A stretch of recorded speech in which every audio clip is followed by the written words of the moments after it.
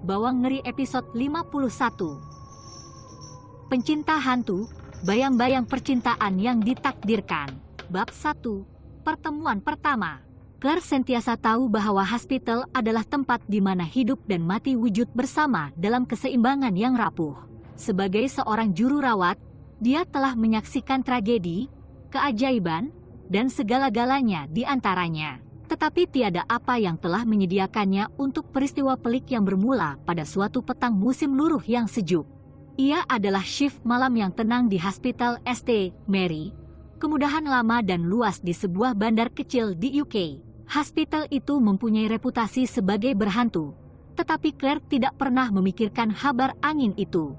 Malam itu, dia ditugaskan ke shift malam di Ward C, sayap hospital yang berlampu malap dan sunyi yang menjadi latar cerita hantu yang tidak terkira banyaknya yang diceritakan oleh rakan sekerjanya. Semasa dia membuat pusingan, memeriksa pesakit dan menyesuaikan ubat mereka, dia melihat sesuatu yang luar biasa. Dari ekor matanya, dia ternampak sepasang suami istri berjalan berpegangan tangan menyusuri koridor. Pada mulanya, dia menyangka mereka adalah pelawat yang hilang arah. Tetapi ketika dia menoleh untuk menyambut mereka, pasangan itu hilang ke udara. Terkejut, Claire berdiri beku di koridor, jantungnya berdegup kencang. Dia telah bekerja di St. Mary selama lebih 3 tahun dan tidak pernah mengalami perkara seperti ini. Dia segera menolaknya sebagai helah cahaya atau imajinasinya mempermainkannya. Tetapi apabila malam semakin larut, imej pasangan itu berlegar di pikirannya. Keesokan paginya, Claire menyebut pertemuan itu kepada salah seorang rakan sekerjanya, seorang juru rawat yang lebih tua bernama Jean, yang telah bekerja di hospital selama beberapa dekad. Wajah Jean menjadi pucat, dan dia berbisik dengan suara yang perlahan, "Anda pernah melihat mereka, bukan? Bayang-bayang yang dipegang tangan." Claire mengerutkan dahi, "Keliru. Apa?" Jean mengeluh dan bersandar lebih dekat. Ada satu kisah yang telah diturunkan selama bertahun-tahun. Sepasang suami istri yang meninggal dunia dalam kemalangan kereta lama dahulu, tepat berhampiran hospital, kata mereka. Mereka dibawa ke sini, tetapi kedua-duanya tidak terselamat. Sejak itu, orang ramai melihat mereka berjalan di dewan, berpegangan tangan, seolah-olah mereka masih mencari sesuatu atau seseorang. Claire merasakan kesejukan menjalar di tulang belakangnya. Dia mahu menolak cerita itu sebagai tidak lebih daripada legenda tempatan, tetapi ingatan tentang penampilan hantu pasangan itu terlalu jelas untuk diabaikan. Bab 2. Misteri terbongkar. Sepanjang minggu berikutnya, Claire tidak dapat menghilangkan perasaan bahwa dia sedang diperhatikan. Dia mula melihat pasangan itu dengan lebih kerap, sentiasa berada di koridor yang sama, sentiasa berjalan berpegangan tangan. Penampilan mereka adalah sekejap, tetapi setiap kali mereka kelihatan lebih nyata, lebih ketara. Bertekad untuk memahami apa yang berlaku, Claire mula menyiasat sejarah Hospital St. Mary. Dia menghabiskan berjam-jam di arsip hospital, meneliti surat kabar lama, rekod perubatan, dan apa-apa dokumen yang dia temui. Ia tidak mengambil masa lama untuk dia mendedahkan kisah tragis Edward dan Margaret. Edward dan Margaret telah jatuh cinta. Hubungan mereka menjadi bualan ramai. Mereka masih muda, bersemangat, dan nampaknya tidak dapat dipisahkan. Namun kisah cinta mereka dicemari dengan cemburu dan syakwa sangka. Margaret, yang sentiasa terdedah kepada rasa tidak selamat, mula mengesyaki bahwa Edward sedang melihat orang lain. Ketegangan antara mereka semakin memuncak, menyebabkan pertengkaran yang kerap. Pada malam kemalangan itu, mereka memandu pulang dari sebuah parti. Butirannya kabur, tetapi saksi melaporkan mendengar suara yang meninggi dan melihat kereta itu berpusing tidak menentu sebelum ia merempuh pokok berhampiran hospital. Kedua-dua Edward dan Margaret cedera parah dan dikejarkan ke St. Mary's. Walaupun usaha terbaik dokter, tidak ada yang terselamat pada malam itu.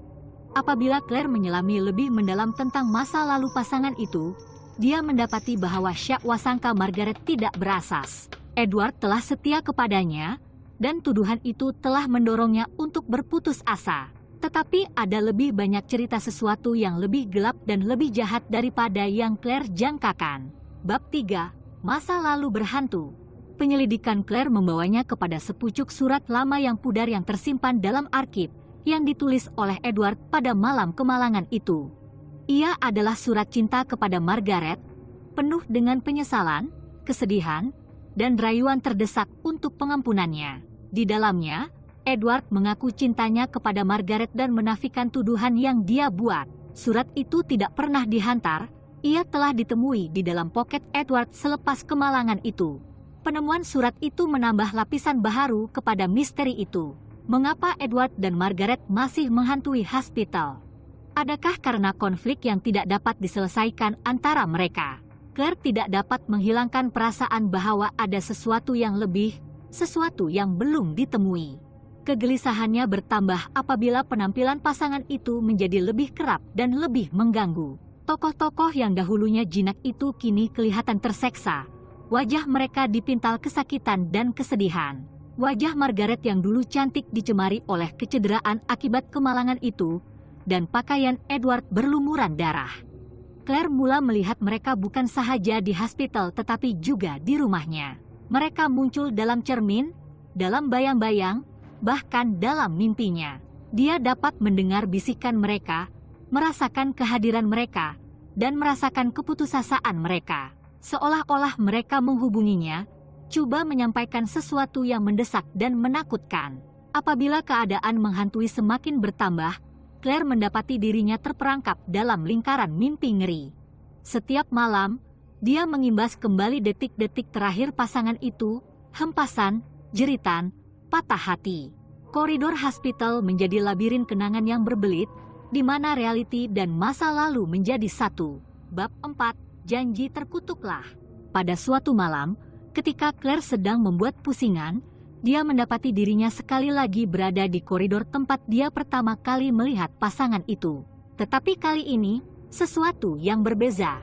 Udara lebih sejuk, lampu berkelip-kelip yang tidak menyenangkan, dan dinding kelihatan menutup di sekelilingnya.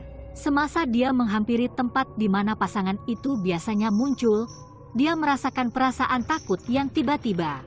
Pasangan itu menjelma di hadapannya, bentuk mereka lebih kukuh dan lebih menakutkan daripada sebelumnya. Mata Margaret dipenuhi dengan kemarahan, dan wajah Edward berkerut dengan kesedihan. Tiba-tiba, Claire tiada lagi di hospital. Dia berada di dalam kereta bersama mereka, mengenang semula kemalangan itu. Kereta itu berpusing dengan kuat, tangan Margaret mencengkam stereng dengan kekuatan maut. Edward menjerit, coba menenangkannya, tetapi kata-katanya tenggelam oleh deruman engine dan bunyi kaca yang pecah. Dan kemudian, dalam seketika kejelasan yang mengerikan, Claire menyadari kebenaran. Margaret telah menyebabkan kemalangan itu dengan sengaja.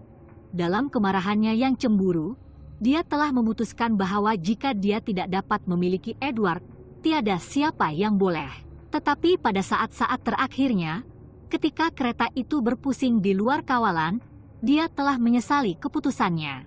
Nahas itu bukan sekadar kemalangan, ia adalah pembunuhan bunuh diri, didorong oleh janji terkutuk yang telah mengikat jiwa mereka ke hospital. Bab 5. Konfrontasi terakhir. Berbekalkan pengetahuan tentang surat itu dan kebenaran tentang nahas itu, Claire memutuskan untuk berhadapan dengan roh-roh itu.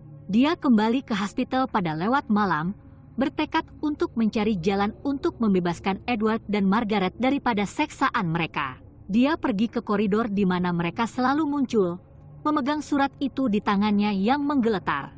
Semasa dia membacanya dengan kuat, suhu di dalam bilik menurun, dan lampu berkelip-kelip dengan liar. Pasangan itu muncul di hadapannya, ekspresi mereka bercampur kemarahan, kesedihan, dan kekeliruan. Margaret, kata Claire, suaranya bergetar, Edward sayangkan awak. Dia tidak pernah mengkhianati awak. Tolong, lepaskan kemarahan awak. Anda tidak perlu menghidupkan mimpi ngeri ini lagi. Bentuk hantu Margaret goyah. Kemarahannya perlahan-lahan memberi laluan kepada kesedihan. Edward mendekatinya, dan buat seketika, pasangan itu seolah-olah mengenali antara satu sama lain tentang siapa mereka sebenarnya. Dua jiwa hilang dalam salah faham yang tragis. Tetapi seperti yang kelihatan bahwa kedamaian boleh dicapai, wajah Margaret berubah dengan kemarahan sekali lagi. Awak tak faham, desisnya. Sudah terlambat. Kita terikat dengan tempat ini, terikat dengan kesakitan kita, rasa bersalah kita. Kami tidak boleh pergi. Semasa dia bercakap, dinding hospital mula tertutup, bayang-bayang semakin gelap dan lebih menindas. Claire merasakan cengkaman sejuk kematian mengelilinginya, menariknya ke dalam gelung tidak berkesudahan yang sama yang telah memerangkap Edward dan Margaret. Terdesak, Claire membuat percobaan terakhir untuk memecahkan sumpahan itu. Dia meletakkan surat itu di atas tanah dan berundur, berharap kata-kata itu akan sampai ke jiwa pasangan itu. Kertas itu mula bercahaya dengan cahaya dunia lain, dan udara dipenuhi dengan bunyi bisikan, rayuan terakhir Edward yang terdesak untuk memohon pengampunan. Kemarahan Margaret hilang, dan dia menoleh ke Edward, ekspresinya menjadi lembut. Kedua-dua hantu itu berpelukan, bentuk mereka perlahan-lahan larut ke dalam cahaya.